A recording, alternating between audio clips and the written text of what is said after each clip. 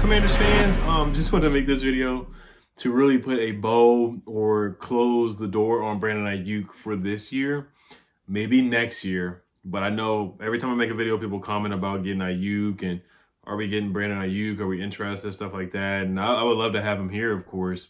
But of course, you got to pay the price to get Brandon Aiyuk. Now I know John Lynch is very frustrated. You saw, if you did see the press conference that John Lynch, the 49ers GM and former NFL safety, had, he just said he didn't really want to answer the question. He was he said at some point you just got to play man, and then he ended his response there. So you can tell he's visibly frustrated. He's getting tired of it, or he's basically exhausted with the situation. And Brandon Aiyuk was not at practice. You got the thing going on with Trent Williams as well. But a quick shout out to BetUS. They will be sponsoring this video today and a lot of videos coming up in the season. So make sure you guys check out BetUS for sure to put all your sports wagers in for this NFL season. But back to Brandon Aiyuk, man. We know all of the theatrics and all the things that he's done on Instagram, TikTok, best friends with Jayden Daniels, taking selfies at the mall, which is fine. I mean, they're best buddies. And then the still shot frame of the practice or the OTA minicamp, whatever that was. Then on FaceTime, saying that they don't want me here, and talking to Jayden Daniels in the Pivot podcast, saying that he would love to play in a Commander's jersey and pointing back to Jayden Daniels, and the camera pans to Jayden Daniels. So there's been a lot of connection there. And then obviously with Adam Peters being being with the front office with the 49ers for X amount of years.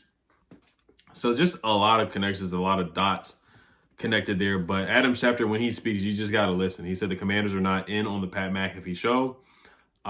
You just got to listen to what he says. I mean, he was right about Ben Johnson and Mike McDonald not coming here. I mean, he was the first one to say that and bang on the table and say that not one of those, that most likely won't be one of those guys, when everybody else was banging on the table saying that Ben Johnson was going to be the head coach of the Commanders for multiple days. A lot of beat reporters said that. A lot of beat reporters were very confident saying that Ben Johnson was coming here. So clearly he's probably had a conversation with Adam Peters or somebody in-house with the Commanders, telling him that they're not interested at this point. Now, like I said yesterday, I think what Adam Peters is going to do, it's a wait and see, a research and development kind of year. He's not going to make any big splash moves. He wants to get draft capital. He's not going to trade for a big name player or a splash move where you have to give up a first round pick or a second and a fifth. He wants to get third round picks. He wants to get a sixth for John Ridgeway or a third for Jahan Dotson and attach a fifth and do things like that. And then maybe next year he makes a splash move, or he just looks to free agency. I know there's a free agent list of wide receivers like T. Higgins, Stephon Diggs is a free agent, Chris Godwin's a free agent, Amari Cooper, DJ Chark, I'm not really high on him. Brandon Cooks, not really high on him. DeAndre Hopkins on the older side, and then Hollywood Brown, Tyler Boyd. So there's some good receivers. Like T. Higgins definitely would be at the top of the list for me. And then after that, that's really Amari Cooper and Chris Godwin. I wouldn't go after Stephon Diggs, just, even though he's a local guy, just the whole theatrics that he's had. I mean, some of his theatrics have been just as bad or even worse than Brandon Aiyuk, to be honest. And Brandon Aiyuk's theatrics have just kind of, they just, I don't want to go in on players, but at times they've been pretty immature. I'm not going to lie to you. Or just, kind of like just out there. They've been kind of odd to be the lead, to say the least. And I said that Jayden Daniels, he may have to put a restraining order on Brandon Aiyuk until everything is really figured out. I know they're best buds, but when it comes to football, he just needs to stay focused and to keep his eyes on the prize there. But like I said, I would love to have Brandon Aiyuk on the team. Maybe it happens next year. Maybe he does get traded to the Steelers and he doesn't sign an extension, but he wants to get paid, and I think he does want to play with his buddy and his best friend and Jayden Daniels for sure. So, but I just had to wrap that up. So that's probably the last time I'm gonna make a video about Brandon Aiyuk. I think I've made about 4 or 5 or 6 videos dedicated to Brandon Aiyuk because, imagine Terry McLaurin with Aiyuk. Imagine Terry, Aiyuk, and Noah Brown. I mean, that would be a really, really good receiving core when I do think the cupboard is bare at the receiver spot. But I get that with this offense, I think we're going to be not a run-heavy offense, but I think they're going to focus and put a lot of pressure on defenses with Jane's athleticism, B-Rob running football, Eckler being a running threat, and then you got Ben Sinnott being able to block, John Bates using the tight ends in the passing game. So I think it's going to be, RPOs, different things like that, up-tempo. So that's what the offense is going to be. It's not going to be like, maybe they'll have things to replace not having a bona fide number 2 receiver or a really good number 3 receiver out there. They're going to have different ways to mediate that and help Terry out in different ways. That's what I'm hoping for, and that's what I can see happening with Cliff Kingsbury. You got Anthony Lynn as the run game coordinator, which I like that too. He's had a really good run game wherever he's going, for sure. So that's that on that with Brandon Aiyuk. We're gonna wrap that up there with Brandon Aiyuk. But I wish him the best, and but I think the Niners should trade him. I think they should. I think they should trade him. I think they should move on from him because clearly he doesn't want to play, and he's been there. He was sitting in practice, and now he's just not even showing up. Jamar Chase showed up, but was in street clothes, so we'll see what happens in that situation as well. But all right, moving on. Once again, shout out to BetUS. Make sure you guys put the wager in for Terry McLaurin to get over 900 receiving yards. That's just an easy wager on BetUS. They're offering a good deal for first-time users, 125% sign-up bonus up to $2,000 on your first 3 deposits. Easy payouts, quick payouts, fast withdrawals as well on BetUS. Make sure you guys check out BetUS for sure and take the over on Terry McLaurin's 900 receiving yards as well. I mean, he's going to get targeted a lot this year, guys. You already know what's going to happen. Like when Cliff had DeAndre Hopkins, he was eating and feasting. Same thing's going to happen with Terry McLaurin on his roster as well. All right, and then you might want to take some college wagers tonight too. I mean, you got Colorado playing, you got Minnesota playing. There's some good games. Colorado with Shadur Sanders and Travis Hunter. Travis Hunter's a guy we may draft, so we'll see. I'll be checking that game out and make a wager on that too. But all right, let's move on to Noah Brown here and a couple presser stuff from Lance Newmark talking about John Ridgeway. I guess I'll get that out of the way. Basically what Lance Newmark said, I'm not going to say I was surprised they interviewed him today, but he said, yeah, John Ridgeway had interest throughout the last couple of weeks, and I think you always weigh your options and try to make the best decision for the team. Also, I think it's really important for Dan Quinn and Adam Peters to do right by our players. I think that's why players want to play for them. They know that they're going to always do what they think is the best for them, and in the end, I think it might have been the best thing for John Ridgeway to get a new opportunity, maybe a scheme that fits him a little better, and it was an opportunity for us to do what we thought was possibly best for the organization. So they wanted to do right by John Ridgeway. I understand the trade. I didn't like attaching a pick, but it freed up the roster spot to bring in Noah Brown, and is a better scheme fit for John Ridgeway. They get a 6th-round pick, which they can use to trade up in the draft and maybe get a 5th-round pick or get a 4th-round pick and get a more talented player, a possibly talented player in a draft. So it makes sense there when they explain it like that, for sure.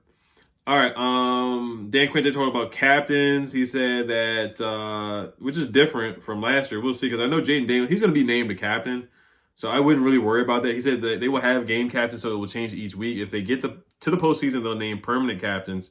Said he'll also consult with team leaders throughout the season. So they're going to change it week to week. It's a new thing here. Usually when you get the captain thing, it stays on your chest for the rest of the season unless you really like mess it up or whatever. Not going to name any names in the past for the Commanders who have messed that up and had to take the C taken off their chest.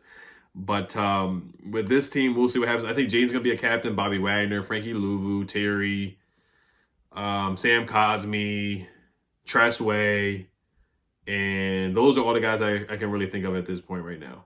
That's about it. Eckler might get it. Because they like Eckler a lot as a veteran. He just said he's the strongest guy on the team, pound for pound. Dan Quinn said it today in his presser. But last thing I want to talk about is Noah Brown working out with Terry McLaurin. I love that with Jayden Daniels.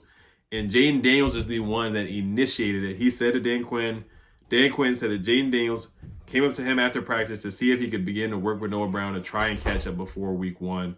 And I love that with a passion. I love our young rookie quarterback initiating working out with a. So I'm going to show some clips of him throwing a ball to Noah Brown here and there. Noah Brown and his routes. He didn't look like Martavis Bryant when he was running his routes, looking like Spencer James from All-America. So I do like that Noah Brown looked like he had some speed to him there. But I just love that. I love hearing that. I love hearing that Jayden Daniels is getting that chemistry together with Noah Brown. That's awesome. And they don't have a lot of time to work before the season. They do have some of the weekend off because of the Labor Day weekend. Hope everybody enjoys their weekend and whatnot for Labor Day weekend. But yeah, that is just awesome. And Dan Quinn talked about Noah Brown's physicality as well. So that's something that they were looking for, blocking downfield and just be a physical receiver. We know Noah Brown was with the Cowboys, had a good season with them, had about 500 receiving yards. And that's where the familiarity comes in there with Dan Quinn and Joe Witt Jr. on that state. Even though they were defensive coaches, they were still there with Noah Brown. Now, Noah Brown, something I didn't know about his injury history, so I do want to tell it to you guys now. I didn't get a chance to say that yesterday because it was a rapid react, but he did tear his labrum He did have a couple injuries last year, guys, so I'm not going to call him injury prone or anything like that, but there were some times where he's not available. After the first playoff win, they had to put him on injury reserve with the shoulder injury. He had injuries to his groin and back, and then he was placed on IR with his shoulder injury following a playoff opening win over Cleveland. Now, somebody on my video yesterday said he would be on IR. That does not look like that's the case. He's out there practicing, moving around, running routes, catching footballs from Jayden. So he's not going to be put on injury reserve. So whoever said that, I don't think I commented back to that person, but he's not going to be on injury reserve. He's going to be there week 1. And then also Nick Caserio, their GM, had nothing but good things to say. Even though he did release him, he said it was a difficult decision. And he says he's probably one of the toughest players that we had on this football team. Remember, big word has been toughness for Dan Quinn and physicality and Adam Peters. That's just the identity they're looking for from their wide receivers. He's one of the toughest players that we had on this football team. He took advantage of the opportunities last year. Again, he won us 2 football games, the Bengals game and the Buccaneers games. 2 teams that we will be playing in the first half of the season. So keep that in mind. He had 1,000 receiving. He had 100 receiving yards in 2 games, whatever it was. Good football player. He's going to be on the team fairly soon and probably going to help a team win. Those are the players that you wish them well. Can't keep everybody, but certainly wish him well. I have a lot of respect for Noah. So they kept Robert Woods, basically, and they kept Steven Sims over Noah Brown because Steven Sims, because people were asking me why he got cut. They kept Steven Sims because he's a punt returner. They kept Robert Woods on their team because he's just reliable. He's just been reliable for them. And Noah Brown, there's been times where he hasn't been available. So that's the only reason why he got cut. And they just got a lot of guys in that room too. Stephon Diggs, John Mechie, Tank Dell, Nico Collins. So they got a lot of guys. But so he's here now, and I'm happy that he's here. We still got a lot of work to do in the wide receiver room, but I'm happy that Noah's here. So I'm gonna wrap it up there. I hope everybody has a good weekend because I'm not sure if I'm gonna be back making another video on Friday. I'll probably take a little break, and then next week I should be live streaming Monday night, and then we'll be taking a look at the Buccaneers, man, breaking down their team, what they're good at, what they're not good at, and we'll see how Emmanuel Forbes matches up against Mike Evans. That's probably the biggest match I'm looking at. Hopefully, I don't know if they want to put him on there, but Ben St. Juste too. It's a mismatch there, guys. I'm not gonna lie to you. But once again, thank you guys for watching, LA Commanders, and make sure you guys check out BetUS. As always, first time user get 125% sign up bonus on your first 3 deposits up to $2,000. Hell Commanders, peace.